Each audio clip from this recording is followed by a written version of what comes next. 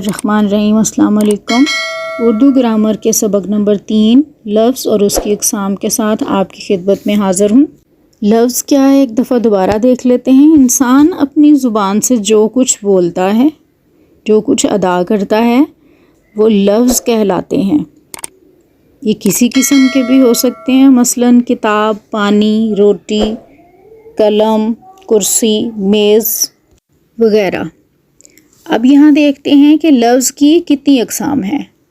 लफ्ज़ की 2 अक़साम हैं, लफ्ज़ मौजू और लफ्ज़ मुहमल।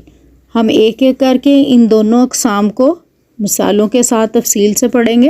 पहले देखते हैं लफ्ज़ मौजू को।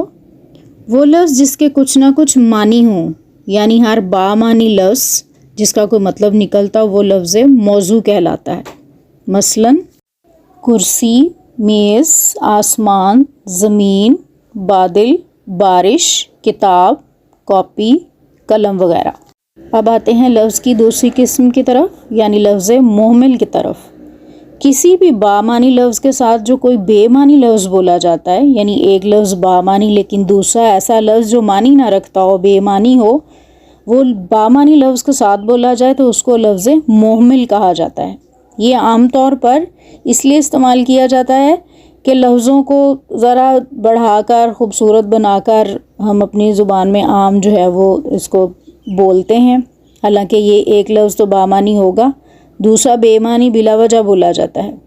ये किस तरह के अल्फाज हैं जो हम आम रोज़मर्रा ज़ुबान में इस्तेमाल करते हैं। आपके सामने कुछ मिसालें हैं। कूड़ा किरकट, पानी वानी, रोटी वोटी, खाना वाना, सौदा सलब वगैरह। यहाँ पे आप देखेंगे कूड़ा के साथ किरकट, पानी के साथ वानी, रोटी के साथ इजाफ़ा किया गया है वोटी का, इसी तरह से सौदा के साथ सलफ़ का। यानी कुछ अल्फाज हमने खामखा जो है वो इजाफ़ा किया है जो आप बज़ाते ख़ुद कोई मानी नहीं रखते। ये बेमानी अल्फाज जो हैं वो सारे लफ्ज़ मुहमल कहलाते हैं। उम्मीद है आज आपको लफ्ज़ और उसकी अक़साम के बारे में मिसालों के साथ अच्छी तरह से इल्म हो चुका होगा। अगली वीडियो के साथ आपकी खिदमत में दोबारा हाज़िर होंगी। तब तक के लिए अल्लाह हाफ़िज़।